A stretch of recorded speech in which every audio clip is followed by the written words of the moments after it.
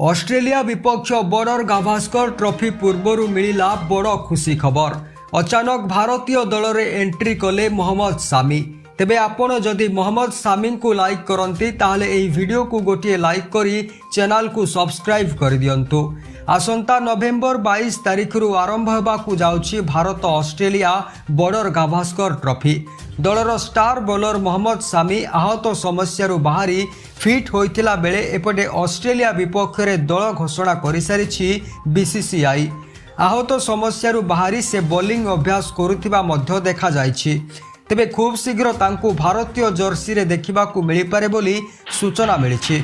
मोहम्मद सामी वर्तमान बेंगल रणजी दल में सामिल होइतिला बेले आसंता जनवरी 13 तारिख रे मध्य प्रदेश विपक्ष प्रथम मैच खेलिबाकू जाउछंती। तेबे सामी जदि रणजी ट्रॉफी रे दमदार प्रदर्शन करती ताहले तांकु भारतीय दल में मध्य सामिल करा जाई पारे।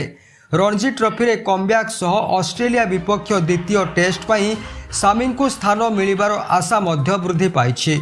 टीम इंडिया रो स्टार बॉलर मोहम्मद सामी 2023 दिनिकिया विश्वकप रे भारत पई गुरुत्वपूर्ण भूमिका निभाइथिले।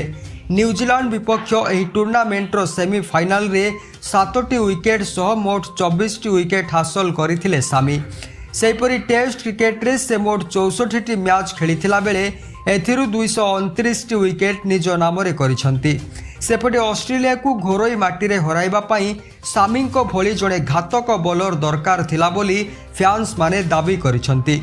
एहीपरि प्रतिदिन भारतीय क्रिकेट दलर सविशेष खबर जानिबा पई वीडियो को लाइक एवं चैनल को सब्सक्राइब करंतु।